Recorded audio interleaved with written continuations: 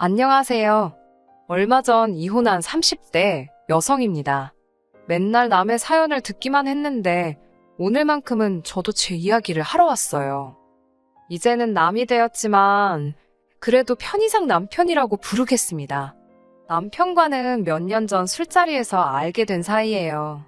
그 술집이 정말 인기는 많은데 자리가 항상 부족한 곳이었거든요. 그러다 보니 어쩔 수 없이 내키지 않는 합석을 하게 되었습니다.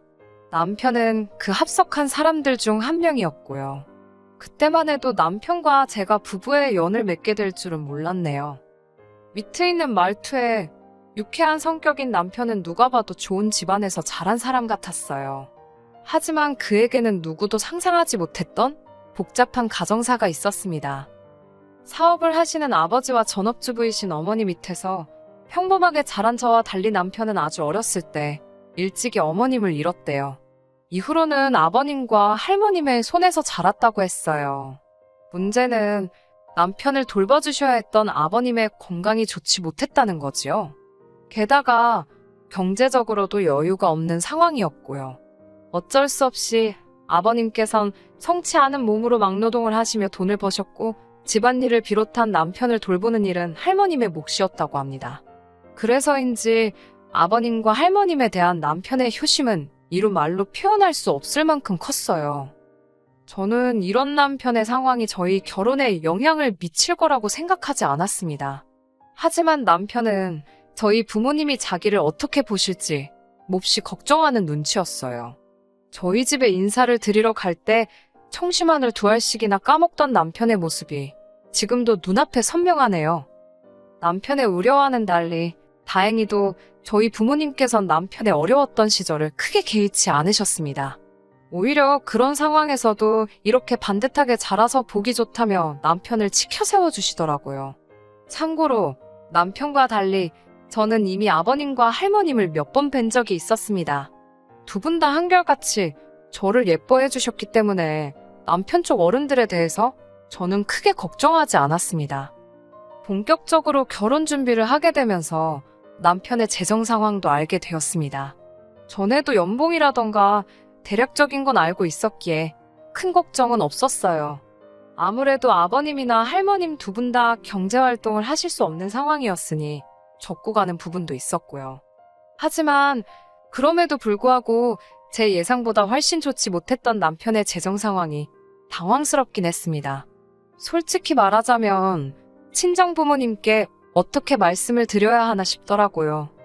하지만 제 염려와는 달리 친정 부모님은 돈이라는 게 원래 있다가도 없고 없다가도 있으니 너무 걱정하지 말라 하셨습니다. 젊은 남녀 둘이서 열심히 알뜰히 살면 못 이룰 게 없다 하시면서 당장 필요한 것들은 당신들이 도와주신다고요. 너무 감사한 일이었어요. 하지만 결혼식을 올리고 얼마 지나지 않아 비극적인 사건이 생겼습니다. 아버님과 남편을 키워주신 할머님 두 분 모두 몇 달 간격으로 세상을 떠나셨거든요. 전 세계적으로 큰 비극을 불러왔던 그 전염병 때문에요. 아버님과 할머님을 2달 간격으로 잃은 남편은 세상을 잃은 사람처럼 보였습니다. 제가 아무리 노력해도 그분들의 빈자리를 채워줄 수는 없었지요. 남편은 아버님이나 할머님께 해드리지 못했던 많은 일들을 후회하고 있었습니다. 특히나 손주를 안겨드리지 못했다는 것에 매우 슬퍼했고요. 설령 허니문 베이비를 가졌다 치더라도 불가능한 일이었다는 걸 알았으면서도 남편의 자책은 저로 하여금 죄책감과 미안함을 갖게 했습니다. 동시에 저는 억울한 마음도 있었는데 이유는 아이를 천천히 갖자고 한 건 남편이었거든요. 다른 남자들과 달리 남편은 아이를 키우는데 적극적으로 관여하고 싶어 했습니다. 가정적이고 다정한 아버지가 되고 싶다나요. 문제는 남편이나 저나 비슷한 수준의 중견기업을 다니고 있긴 했어도 복지나 이런저런 처우를 비교하면 큰 차이가 존재하고 있었습니다. 그래서 남편은 출산휴가나 육아휴직을 좀 더 마음 편하게 쓸 수 있는 회사로 이직을 준비 중이었어요. 일단 자기가 이직에 성공하면 아이를 갖자고 했습니다. 본인도 아버님이나 할머님이 그렇게 일찍이 갑자기 돌아가실 줄은 몰랐겠지요. 그렇다고 해도 제 옆에서 자꾸 아이를 못 보여드렸다며 속상해하니 마치 저를 탓하는 것처럼 들려서 너무 괴로웠어요. 하지만 이 일로 저희가 이혼을 결심하게 된 건 아닙니다. 저희가 이혼을 하게 된 건 이후에 발생한 일련의 사건들 때문이에요. 두 분이 떠나시고 얼마 지나지 않아 돌아가신 줄만 알았던 남편의 어머님께서 저희 부부 앞에 나타나셨습니다. 남편보다 4살 많은 결혼한 신우와 함께 말이지요. 이 두 사람의 등장으로 저희 부부 사이는 완전히 어그러지게 되었습니다. 처음엔 남편도 저도 당신이 친모라고 주장하는 어머님을 믿을 수가 없었어요. 죽은 줄만 알았던 어머님이 살아계실 거라고, 그리고 이렇게 다시 모습을 보이실 줄이야 누가 상상이나 했을까요? 게다가 남편은 어머님의 얼굴을 전혀 기억하지도 못하는 상황이었습니다. 결국 어머님이란 분께 양해를 구하고 유전자 검사까지 해야만 했네요. 지금 생각해보면 이때부터 어머님은 이미 저를 싫어하셨던 것 같아요. 자기를 의심했다는 이유로요. 검사 결과 어머님은 남편을 낳아주신 친어머니가 확실했습니다. 하지만 여전히 아버님이나 할머님께서 왜 어머님이 돌아가셨다고 거짓말을 하셨는지에 대한 의문은 풀리지 않더군요. 며칠 동안 남편과 상의한 끝에 어머님께 왜 그동안 연락을 하지 않으셨는지 여쭤보았습니다. 그러자 어머님께선 믿을 수 없는 이야기를 전해주셨어요. 아버님이 당신을 때리셨고 그걸 견디지 못한 당신이 집을 나갔으며 이후로 할머님께서 어머님이 아들인 남편에게 몇 번이고 연락하려고 한 걸 회방을 놓으셨다면서요. 솔직히 저는 어머님의 말씀을 믿을 수가 없었습니다. 비록 오랜 시간은 아니었지만 제가 겪은 아버님과 할머님은 정말 좋으신 분들이셨거든요. 무엇보다 어머님 말씀대로 그렇게 나쁜 분들이셨다면 왜 남편에게 아파서 돌아가셨다고 말씀하셨을까 싶더라고요. 얼마든지 어머님을 나쁜 여자, 못된 엄마로 표현하실 기회가 있었는데 말이에요. 게다가 남편보다 4살 많은 신우의 존재도 이해가 되질 않았습니다. 신우와 남편은 생긴 것도 판이하게 달랐고 신우는 유전자 검사 같은 건 절대 안 할 거라고 버텼거든요. 그러면 안 된다는 걸 알면서도 자꾸 이상한 생각이 들었습니다. 제가 너무 막장 드라마를 많이 봤나 싶을 정도로 머릿속이 복잡해져만 갔어요. 하지만 제가 이런 의심을 겉으로 내보일 수는 없었습니다. 아버님과 할머님이 떠나신 이후로 남편에게서는 늘 외로움이 느껴졌었거든요. 그런데 어머님이 오시고 나선 남편이 눈에 띄게 밝아진 모습을 보이더라고요. 어머님의 존재가 남편에게 큰 힘이 되는 눈치였어요. 그렇다 보니 아내 된 입장에서 그저 어머님과 잘 지내는 것만이 남편을 위하는 방법이다 싶었습니다. 하지만 이제 와서 말이지만 어머님과 신우, 그 둘과 잘 지내기란 생각보다 훨씬 어려운 일이었습니다. 유전자 검사 이후로 어머님은 말 그대로 기세가 등등해지셨습니다. 일단 이제라도 그동안 못다한 애미 노릇을 해야겠다며 다짜고짜 저희 집에 들어와서 살겠다 하셨습니다. 옆에서 신우도 한다는 소리가 당신은 20살 이후로 계속해서 어머님을 부양했으니 할 만큼 했답니다. 이제 아들인 남편이 어머님을 부양하는 게 도리에 맞는 거라나요. 제가 어이가 없어서 신우에게 형님이야 잘하면서 어머님한테 사랑을 듬뿍 받고 자라셨겠지만 제 남편이야 어머님 얼굴도 기억을 못하고 사랑도 못 받았는데 이제 와서 도리를 찾으시냐고 따졌습니다. 그러자 신우도 할 말이 없는지 목소리만 자꾸 높이더라고요. 급기야 윗사람이 하라면 하면 되지 않냐는 어디선가 100번쯤은 들어본 듯한 말을 내뱉으면서 저더러 모처럼 상봉한 모자지간을 끊어놓을 셈이냐입니다. 하지만 제가 아무리 치열하게 싸우면 뭘 하나요. 남편이 우유부단하고 가타부타 말을 못하니 아무짝에도 소용이 없더라고요. 남편은 급기야 저에게 딱 1년만이라도 같이 살면 안 되겠냐고 애걸복걸 부탁을 했습니다. 어머님이 어떤 사람인지 너무 궁금하다면서 자기도 어머님의 사랑을 받아보고 싶다나요.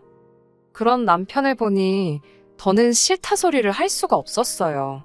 결국 딱 1년을 약속받고 어머님과의 동거 생활을 시작했습니다.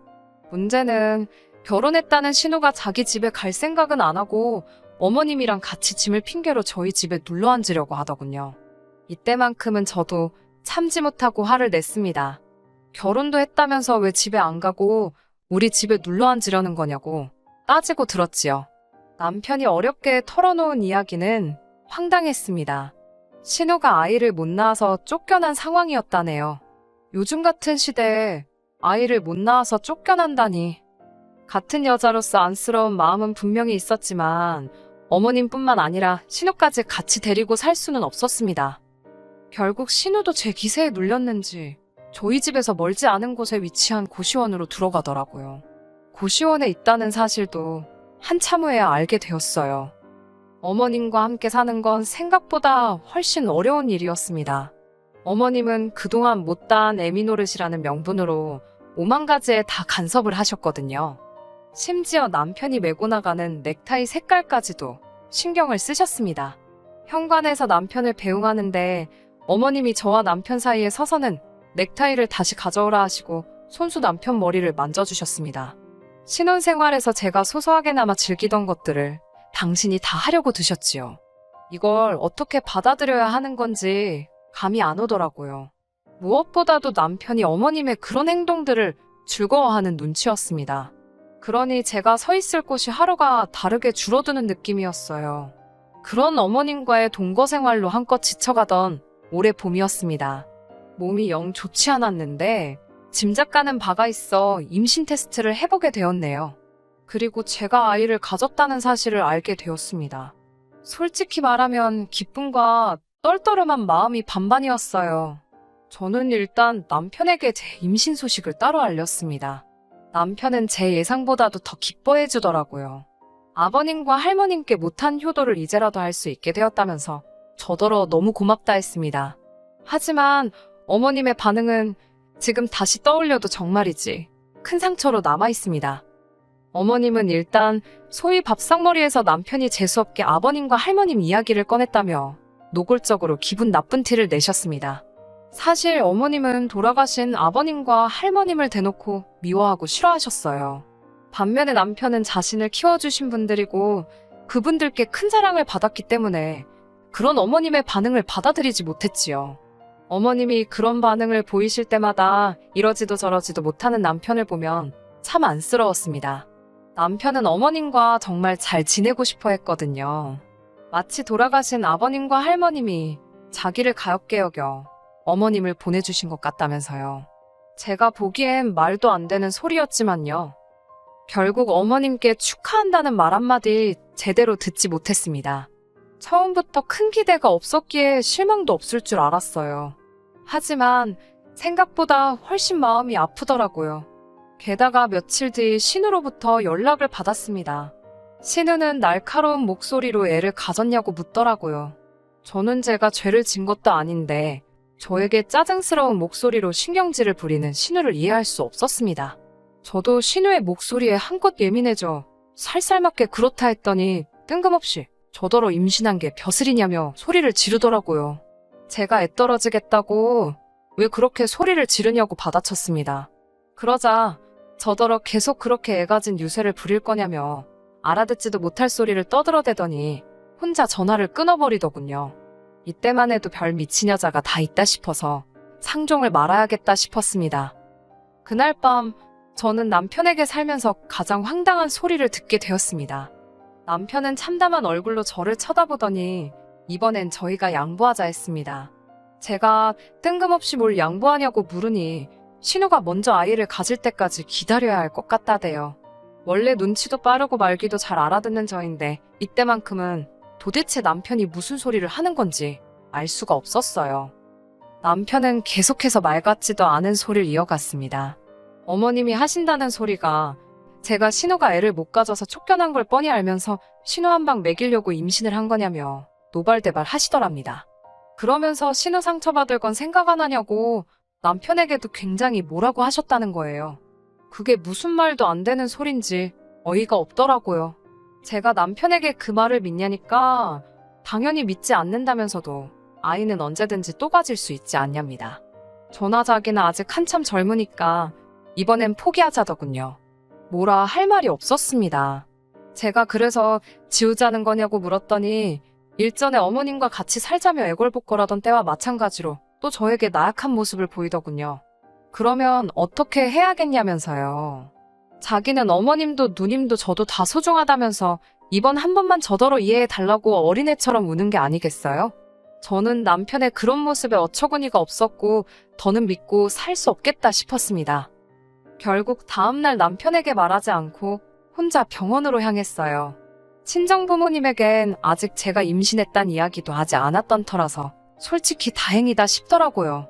친정부모님 가슴에 대못을 박지 않아도 된다 생각하니 그나마 마음이 낫더라니까요. 병원에 도착해서 일단 이런저런 검사를 받기 시작했습니다. 사실 테스터기만 한번 해보고 일이 바빠 병원도 오지 못했었으니까요. 그런데 이게 웬걸 저는 임신이 아니었습니다. 의사 선생님 말로는 아주 간혹 어떤 이유로 두 줄은 보였으나 임신이 아니거나 자연유산이 되는 경우가 종종 있답니다.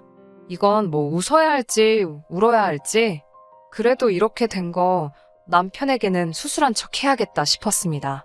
솔직히 이때는 저도 남편에게 상처를 주고 싶었어요. 남편은 저더러 어딜 다녀왔냐 물었고 저는 최대한 피곤하고 힘든 모습을 보이며 당신이 원하는 대로 했다고 했습니다.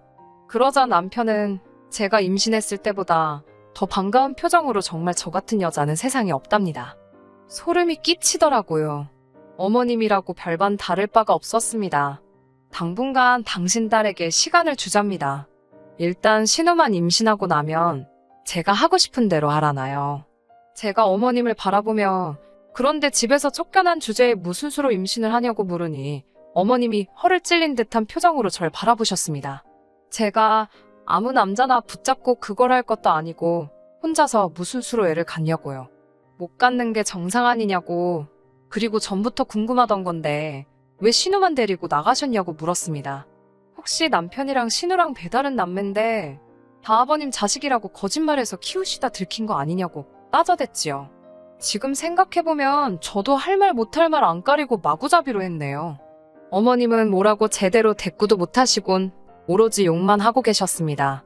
저더러 네가 뭘 아냐면서 함부로 떠들어대냐고요. 남편도 그제서야 설마 하는 표정으로 어머님을 보더라고요. 정말 그런 생각을 한 번도 안 해봤나 싶어서 제가 더 어이가 없었습니다. 어디 막장 드라마에서나 볼 법한 대화가 오가고서 저는 모든 것에 환멸을 느꼈고 결국 남편에게 헤어지자 했습니다. 남편은 아이야 또 가지면 되는 건데 이런 일로 무슨 이혼을 하냐고 그러더군요.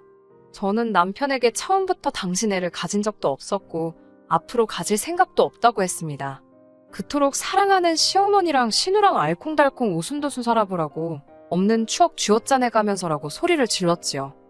그러자 어머님께선 저더러 말 잘했다며 당장 이 집에서 나가랍니다. 어이가 없더라고요.